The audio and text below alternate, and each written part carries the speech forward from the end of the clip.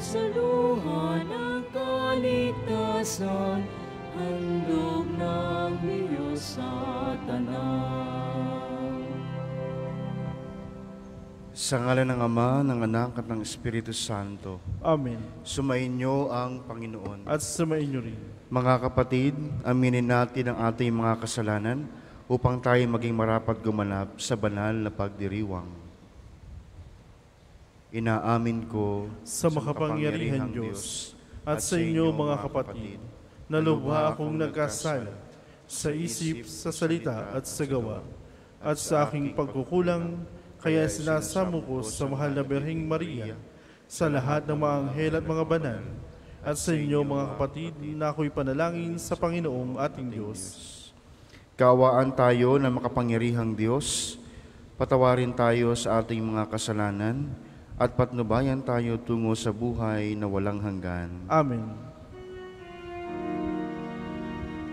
Panginoon, kaawaan mo kami. Panginoon, kaawaan mo kami. Kristo, kaawaan mo kami. Kristo, kaawaan mo kami. Panginoon, kaawaan mo kami. Panginoon, kaawaan mo kami.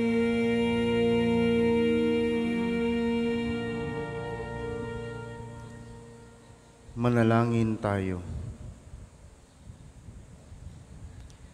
Ama naming makapangyarihan, maisaloob nawa naming palagian ang mga galing sa Espiritu ng kabanalan, upang sa salita at gawa ay aming magampanan ang lahat ng iyong mga kinalulugdan. Sa pamamagitan ni Jesucristo, kasama ng Espiritu Santo, magpa sa walang hanggan. Amen.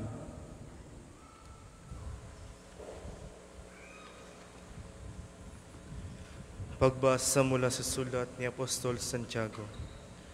Huwag kayong maghihinakitan, mga kapatid, upang hindi kayo hatulan ng Diyos, sapagkat malapit nang dumating ang hukom. Mga kapatid, tularan ninyo ang mga propeta nagsalita sa ngalan ng Panginoon. Buong tiyagang sila nagtiis ng kahirapan. Sinasabi nating mapalad ang magtitiyaga at magtitiis. Narinig na ninyo ang tungkol sa pagtitiis ni Job at ang ginawa sa kanya ng Panginoon sa bandang huli. Ito'y nagpapakilalang mabuti at mahabagin ang Panginoon. Ngunit higit sa lahat, mga kapatid, huwag na kayong susumpa na kayo'y mangangako. Huwag ninyong sasabihing saksi ko ang langit o saksi ko ang lupa o ano paman, sapagkat sabihin ninyo oo kung oo at hindi kung hindi, upang hindi kayo hatulan ng Diyos. Ang salita ng Diyos.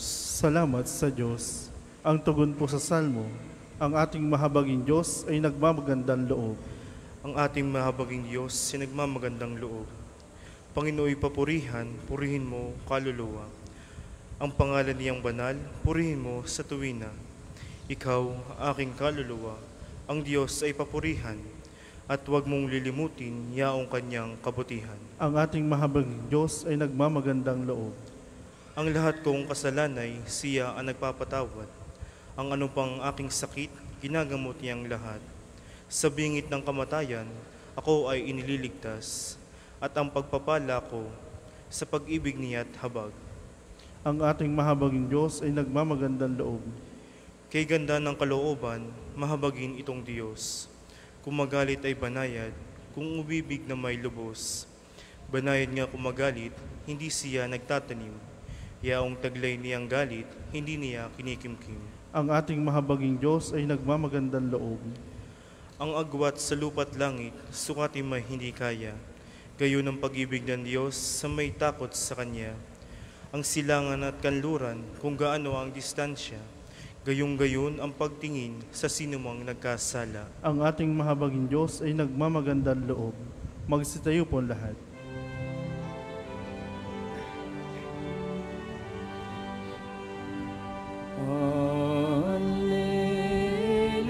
Alleluia, Alleluia, Alleluia, Alleluia.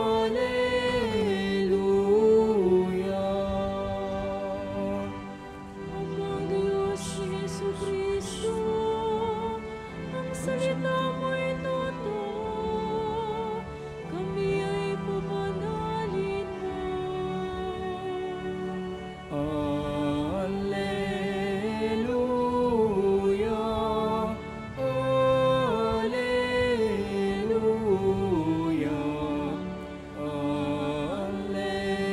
Alleluia, Alleluia.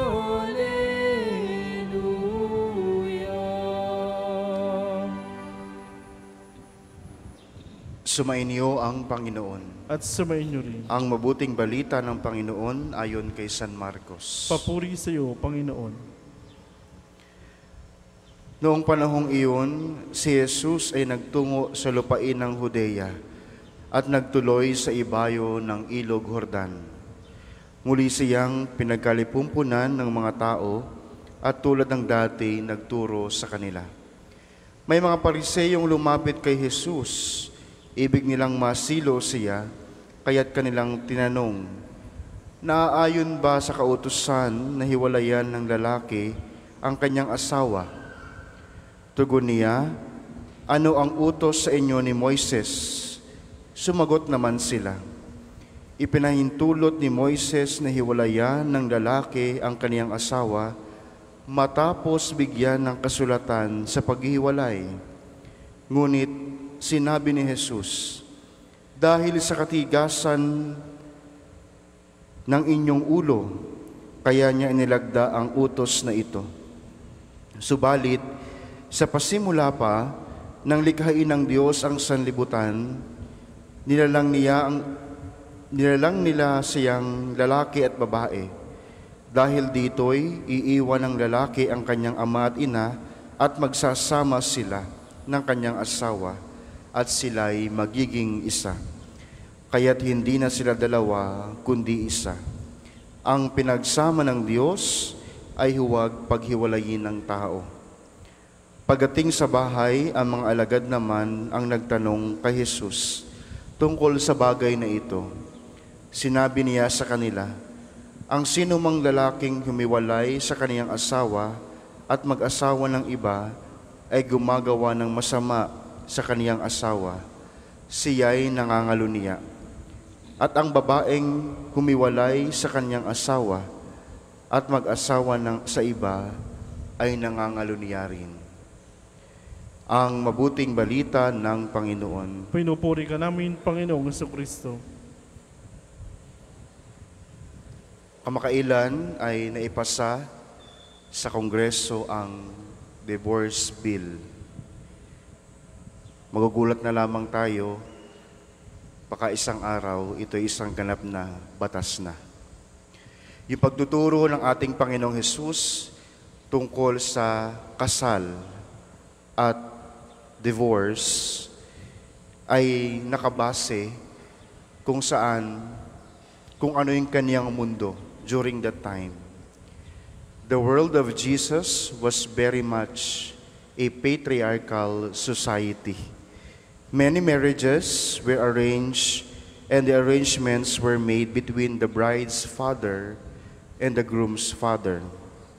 Marriage was regarded, first of all, as a legal arrangement between the groom and the bride's father. Once the couple were engaged, they might get to know one another under supervision and would marry after a year or so. The marriage ceremony involved the signing of the proper legal documents and the bringing of the bride into the groom's household. So Sa panahon ng ating Panginoong Hesus, maraming sa kalalakihan ang mas nasusunod hinggil sa pag-aasawa, hinggil sa marriage. Kaya mga kapatid, sa ating ebanghelyo ngayon, hindi naman talaga intensyon na makakuha ng karagdagang kaalaman yung mga Pariseyong lumapit sa Kanya. Yun lamang ay para siluin siya at makita kung anong opinyon meron ng ating Panginoong Hesus hinggil sa kasal o hinggil sa pag-aasawa. Sabi ng ating Panginoong Hesus, "What did Moses command you?" Ano ang sabi ni Moises sa inyo? In fact, Moses give no command about divorce. Rather, in Deuteronomy chapter 24 verses 1 to 4, or that is the only passage in Torah that deals with divorce, that the possibility of divorce is taken for granted. What is at issue there is the case of a man who divorces his wife and wants to remarry her after she has been married to some other man and divorced by him. Yun yung konteksto ng Deuteronomy chapter 24 verses 1 to 4. Kapag halimbawa yung mag-asawa naghiwalay at yung lalaki gustong balikan yung kanyang asawa, so yun doon natin makikita na ipinagbabawal. Okay? Ipinagbabawal yung muling pagbabalik ng asawang lalaki doon sa kanyang asawang babae. According to Deuteronomy chapter 24 verse 4, the first husband is not allowed to take her again as his wife. In the Torah and elsewhere in the Bible, even in the case of Mary and Joseph, it is assumed that divorce is the husband's prerogative. Ibig sabihin, parang karapatan lamang ng lalaki ang diborsyo o ang paghihiwalay sa kanyang asawa. Now, nabanggit ng mga Pariseyo na merong dokumento, there is a document, there is a certificate of divorce. Merong kasulatan ng paghihiwalay. Possession of this certificate provided the woman with the legal proof that marriage had been ended and made it possible for her to marry someone else. In this sense, the certificate offered to the woman legal protection. Para po kung halimbawa, gusto niya magpakasal ulit, okay, meron siya may papakitang dokumento na yung kanyang dating relasyon ay tapos na.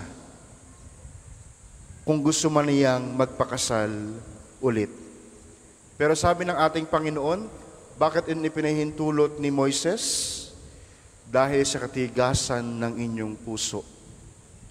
Sa Tagalog, katigasan ng inyong ulo. But sa English translation, your hardness of heart. The heart is the source of understanding and judgment, as well as the emotions. Hardness of heart involves closing off one's mind and emotions from the truth. In the context of the debate about marriage and divorce in our gospel today, Jesus interprets Deuteronomy chapter 24 verses 1 to 4 as temporary concession by God to the spiritual weakness of the people. Sabi ng ating Panginoon sa ating Ebanghelyo, dahil sa katigasan ng inyong puso, kaya ito nangyari. Dahil sa pasimula pa, lumikha ang Diyos ng tao bilang lalaki at babae, at kung sila'y pinagsama, sila'y magiging isa. Sila'y magiging isa na at hindi na dalawa. Nabanggit ng ating Panginoon sa ating Ebanghelyo that whoever divorces his wife and marries another commits adultery against her. Sabi natin kanina, yung divorce ay prerogative ng husband, pribilehiyo ng asawang lalaki. Pero sabi ng ating Panginoong Hesus, kung halimbawa yung lalaki ay nagkaroon ng ibang karelasyon, siya rin ang nagko-commit ng pangangalunya. It introduces the idea that a wife too can be a victim of husband adultery. In the patriarchal society, where the wife was regarded as the husband property, pag-aari ng asawang lalaki ang kanyang asawa. Adultery is primarily an offense against the husband. The expression of against her injects a certain note of equality between wife and husband. Hindi lamang lalaki ang biktima ng pangangalunya, maaaring ang babae rin. Kaya mga kapatid, dapat nating malaman ang kahalagahan ng pagsasama ng babae at ng lalaki. Dapat nating malaman ang kahalagahan ng sakramento ng kasal. Yung sakramento ng kasal ay hindi lamang sa pagitan ng babae at ng lalaki. Tandaan natin, babae, lalaki at Diyos. Kasama ng mag-asawa ang Diyos kapag tinanggap nila ang sakramento ng kasal. Kaya nakakalungkot kapag yung mag-asawa naghihiwalay dahil para bang ang dali na lamang iwala ng commitment, yung kanilang pangako sa isa't isa, nakamatayan lamang ang magpapahiwalay sa kanilang dalawa. Sino ba yung apektado? Hindi namang lamang kayong dalawa na mag-asawa. Lalong-lalo na kung meron kayong mga anak. Sila yung pinaka-naapektuhan kapag kayong mag-asawa, nag-aaway o maghihiwalay. Sapagkat sila lumalaki na ang kanilang paligid, pwede nating masabi na walang pagmamahal, walang pag-uunawaan.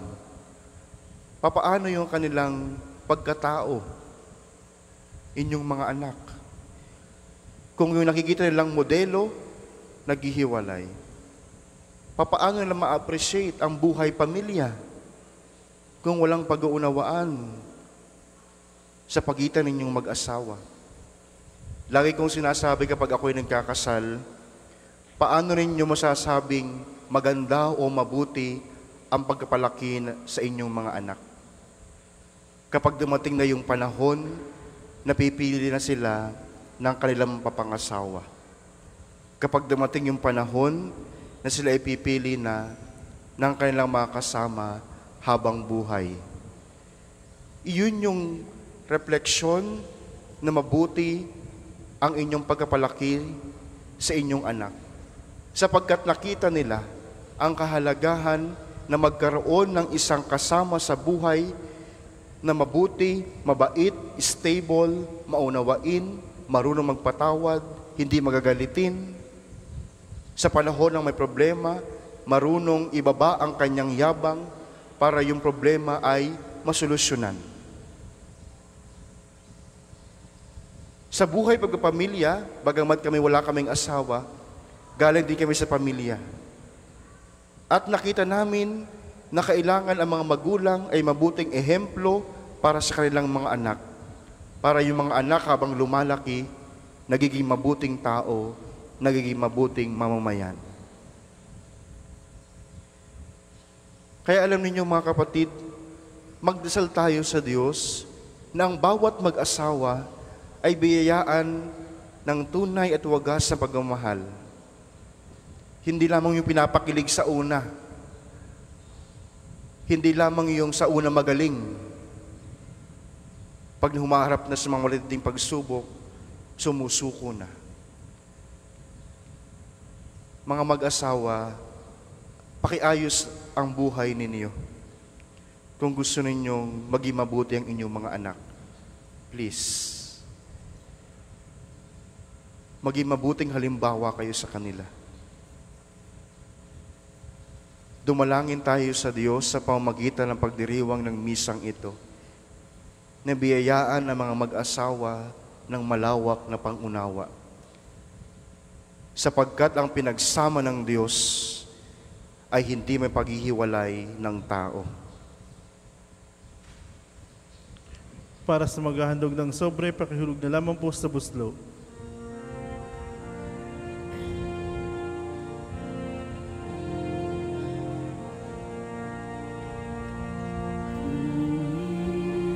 Natanggapin ang alay na ito, mga biyayang nagmula sa pagpapalamon.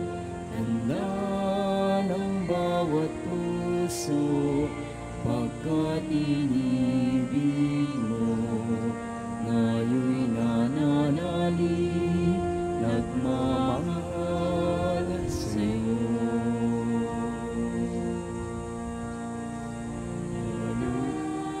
Ng bawat puso, pagkat inibig mo, ngayo'y nananalig, nagmamahal sa'yo.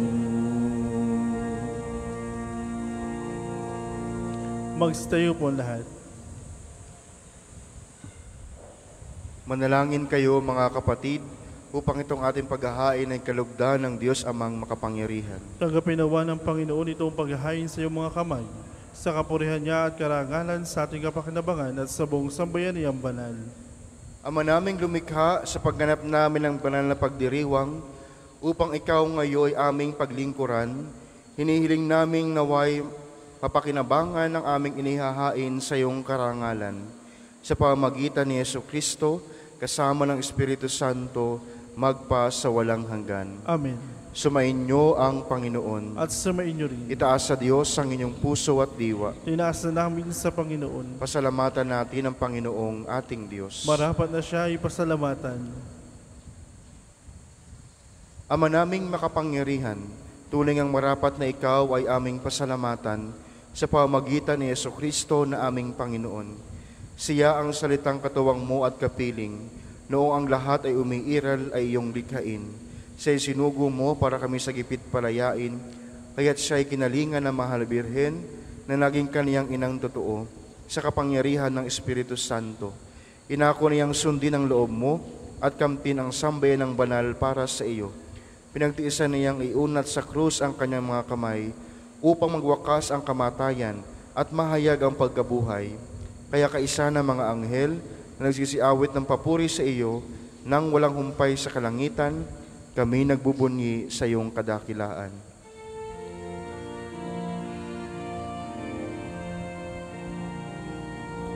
Santo, Santo, Santo, Panginoong Diyos ng mga hukbo, napupuno ang langit at lupa ng kadakilan mo.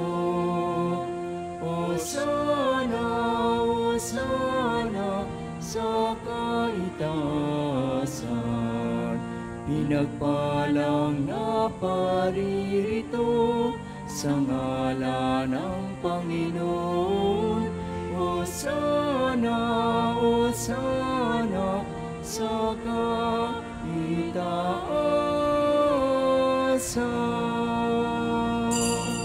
Kung hindi po kayang lumuhod, ay manatili pong nakatayo na may paggalang. Ama naming banal, ikaw ang bukal ng tanang kabanalan, kaya't sa pamamagitan ng iyong Espiritu, gawin mong banal ang mga kaloob na ito, upang para sa amin maging katawan at dugo ng aming Panginoong Hesukristo. Bago niya pinagtiisan kusang loob na maging handog, hinawakan niya ang tinapay, pinasalamatan kaniya, pinaghati-hati niya iyon, iniabot sa kanyang mga alagad at sinabi, tanggapin ninyong lahat ito at kanin, ito ang aking katawan na ihahandog para sa inyo.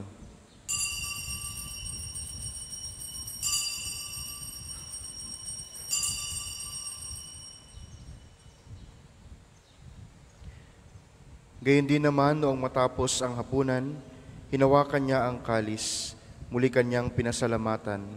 Inabot niya ang kalis sa kanyang mga alagad at sinabi, "Tanggapin ninyong lahat ito at inumin. Ito ang kalis ng aking dugo, ng bago at walang hanggang tipan. Ang aking dugo na ibubuhos para sa inyo at para sa lahat. Sa kapagpapatawad ng mga kasalanan, gawin ninyo ito sa pag-alaala sa akin."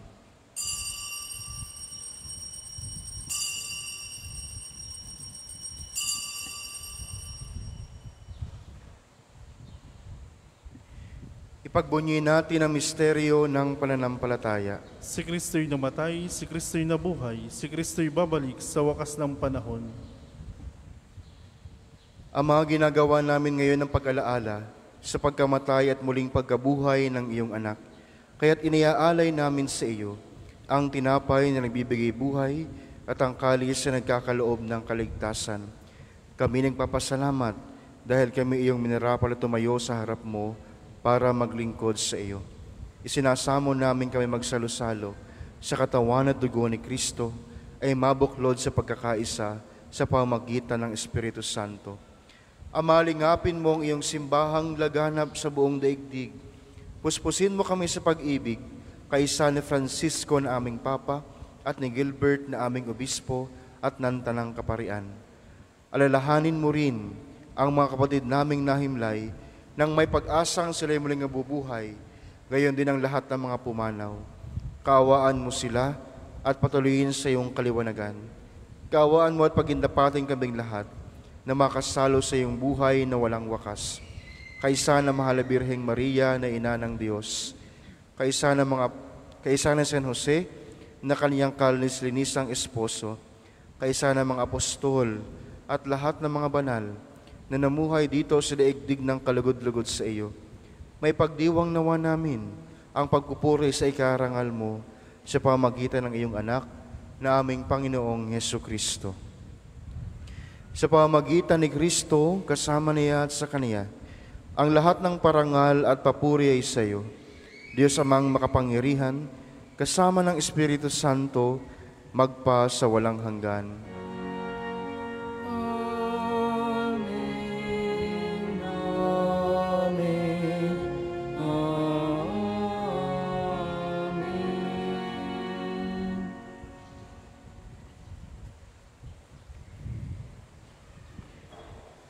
Sa tagubili ng malagaling na utos at turo ni Jesus sa Panginoon natin at Diyos, ipahayag natin ang lakas loob.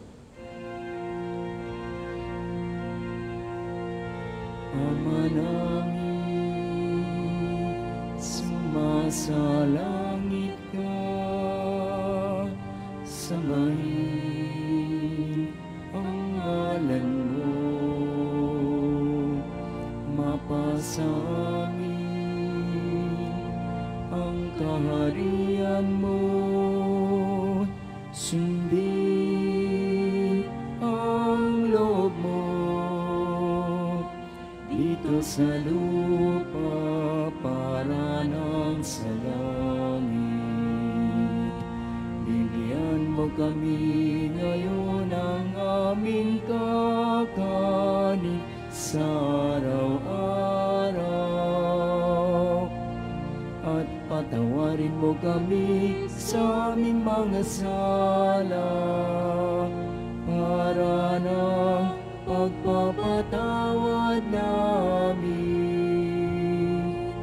sa nagkakasala sa amin. At huwag mo kami ipahintulot sa tukso, at iadya mo kami sa lahat ng masama. Hinihiling namin kami adya sa lahat ng masama, pagkalooban ng kapayapaan araw-araw, iligtas sa kasalanan at ilayo sa lahat ng kapahamakan, samantalang aming pinananabikan ang dakilang araw ng pagpapahayag ng tagapagligtas naming si Jesucristo.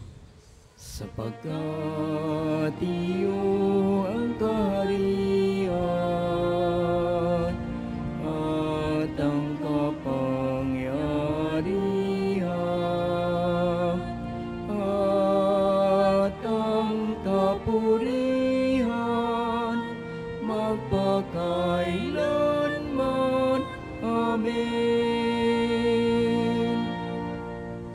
Panginoong Yesukristo, sinabi mo sa iyong mga apostol, kapayapaan ang iniiwan ko sa inyo.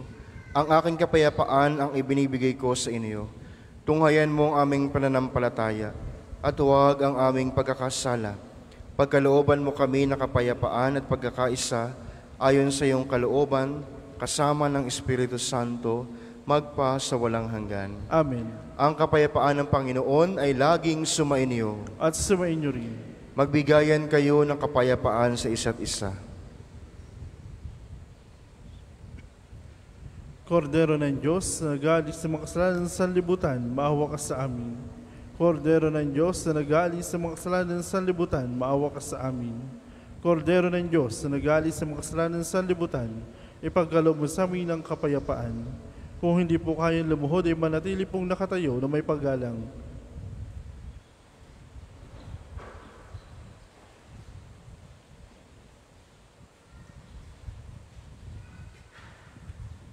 Ito ang kordero ng Diyos, ito ang nag-aalis ng kasalanan ng sanlibutan. Mapalad ang mga inaanayahan sa kaniyang piging. Panginoon, hindi ako karapat-dapat na magpatuloy sa iyo. Ngunit sa isang salita mo lamang ay gagaling na ako.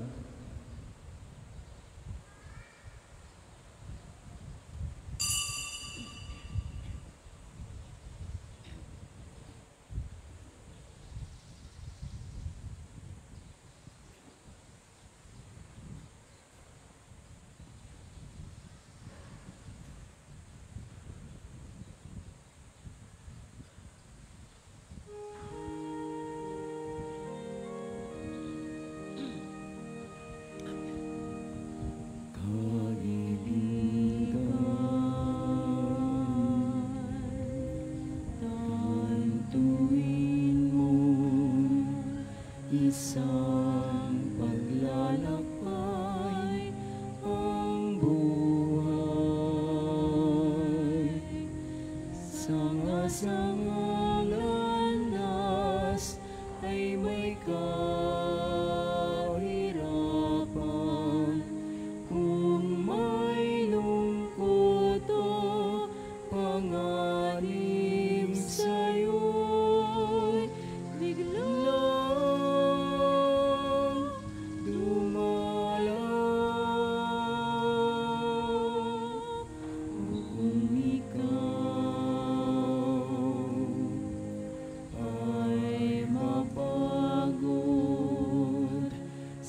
bigat ng iyong pasang,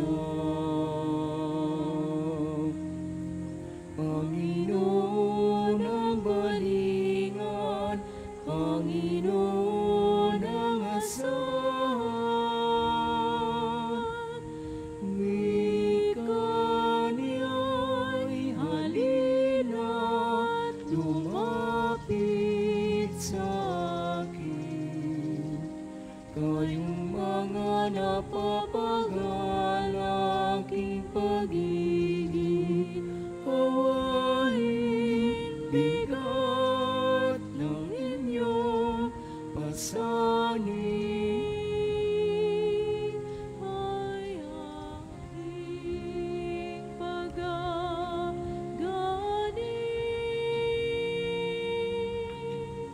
Halina, kaibigan, lumapit. Ang second collection po ay para sa patuloy na pagpapaunlad ng parokya at pambansang dambana ni Santo Padre Pio at para sa pangangailangan ng matatanda at may sakit na pari ng Archdiocese ng Lipa. Salamat po sa inyong handog.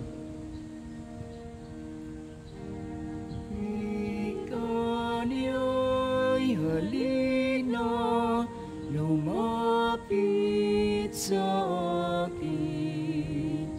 Kayong mga napapagalaking pag-ibig, hawain bigat ng inyong pasanin. Ay aking pagagaling.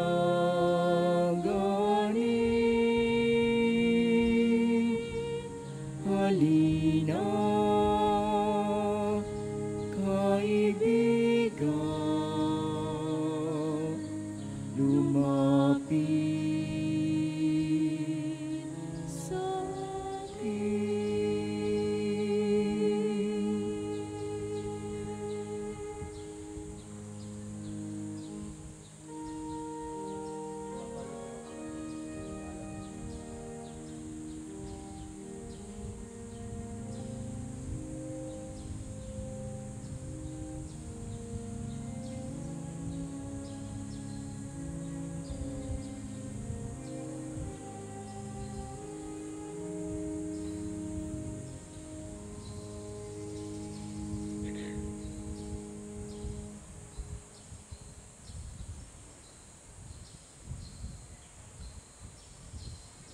Magsitayo po ang lahat.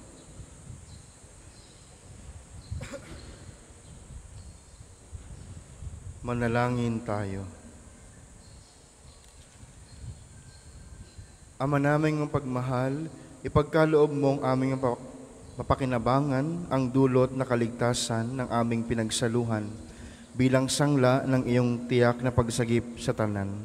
Sa pamamagitan ni Jesucristo, kasama ng Espiritu Santo, magpa sa walang hanggan. Amen.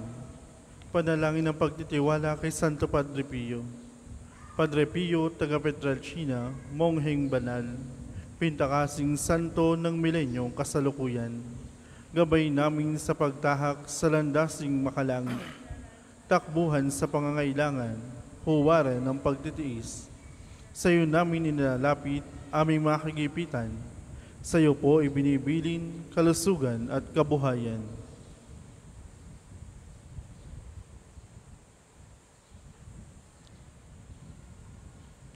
Di man karapat-dapat, kami po ay pagbigyan, bendisyonan at basbasan, maging ganap sa buhay. Lumayo nawa kami, umiwas sa kasalanan, lumapit lagi sa Diyos, maging matatag at matibay. Sa mabuting balita ng pagliligtas, turuan mo kami nawa, sa tuwina ay makinig, magnilay at sumampalataya. Amin pong pakiusap itong mga kahilingan, puso ay nagsisisi, nagtitikang taimtiman. Di na muling magkasala, sunod lagi sa Diyos Amang, kaisa ng Espiritu at ni Jesus na tagapamagitan. Amen. Magsipo muna po lahat para sa ilang patalastas. Una, sa inyong pagdalaw sa pambansang dambana, mangyaring pakaingatan ang inyong mga personal na gamit. Hangad namin ang isang matiwasay at maayos sa pagbisita sa National Shrine. Ikalawa, sa pagnanais ating palawakin ang dokumentasyon at datos ng mga pilgrims and devotees na bumibisita dito sa pambansang dambana, kami po ay nag-aanyaya sa inyong lahat na makilahok sa ginagawang paglakap ng impormasyon na makakatulong sa pagpapaunlad ng ating turismong pangsimbahan. Makikisuyo po kami na pakiscan ng QR code na inyong makikita sa paligid ng simbahan at pakikumpleto ng mga impormasyong kinakailangan. Makakaasa po kayo sa aming pag-iingat ng private information na inyong ibabahagi bilang pagsunod sa batas ng Data Privacy Act of 2012. Ang inyong pakikiisa ay malaking tulong at susi sa tagumpay ng proyektong ito, pagdiriwang ng kaarawan ni Santo Padre Pio. May misa triduo at healing liturgy po sa ikaliman mamayang hapon. Ang misa konselebrada sa May 25 ay sa ganap na ikasyam ng umaga. Nasusundan ng liturhiya ng pagpapagaling na may pagpapahid ng langis. Kayo pong lahat ay inaanyayahan. Ang susunod pong misa ay sa ganap na ikadalawa ng hapon. Maraming salamat po at mangyaring panatilihin natin ang kalinisan, katahimikan at diwa ng pananalangin sa loob at labas ng simbahan. Magsitayo na po lahat para sa pagbabasbas ng religious articles. Mga kapatid, manalangin tayo sa Diyos Amang makapangyarihan upang tayo ay maging kawangis ni Kristo sa taimtim na pagdalangin sa tulong ng mga larawan at mga dasalan. O Panginoong Diyos, Ikaw ang bukal ng lahat ng pagpapala at biyaya. Ibuhos mo ang iyong bendisyon sa mga gamit na ito sa pananalangin na nagpapaalaala ng iyong kabutihan, kabanalan at pagmamahal sa amin, upang ang lahat ng dumulog at magdasal gamit ang mga ito ay magtamo ng iyong awa at biyaya. Loobin mong tularan nila ang kabanalan at aral ng Panginoon at ng mga santo magpa sa walang hanggan. Amen. Ama namin, sumasalangit ka, sambahin ang ngalan mo, mapas sa amin ang kaharian mo, sundin ang loob mo dito sa lupa para ng sa langit. Bigyan mo kami ngayon ng aming kakanin sa araw-araw, at patawarin mo kami sa aming mga sala, para ng pagpapatawad namin sa nagkakasala sa amin. At huwag mo kami pahintulo sa tukso, at iadya mo kami sa lahat ng masama. Amen. Aba, Ginoong Maria, napupuno ka ng grasya, ang Panginoon Diyos ay sumasa iyo. Bukod kang pinagpala sa babaeng lahat, at pinagpala naman ng iyong anak si Jesus. Santa Maria, Ina ng Diyos, ipanalangin mo kayong makasalanan, ngayon at kung kami mamamatay. Amen. Aba, Ginoong Maria, napupuno ka ng grasya.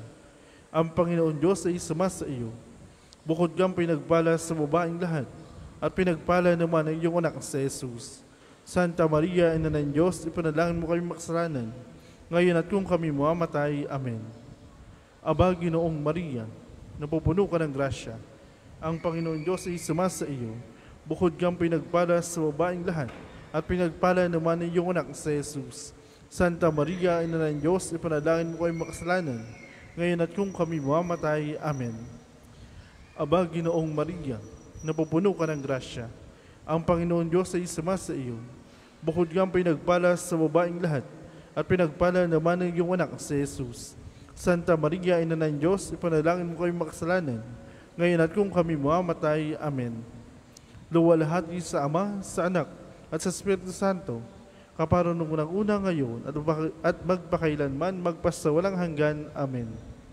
Luwalhati sa Ama, sa Anak, at sa Espiritu Santo, kaparon nung unang-una ngayon, at magpakailanman, magpasawalang hanggan. Amen. Luwalhati sa Ama, sa Anak, at sa Espiritu Santo, kaparon nung sa unang-una ngayon, at magpakailanman, magpasawalang hanggan. Amen.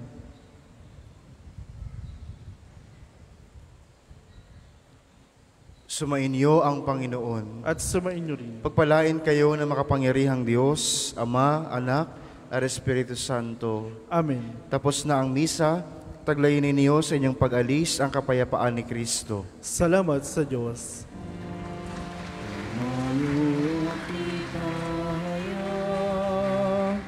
Kanyang pagkalinga dapat, sa buhay pag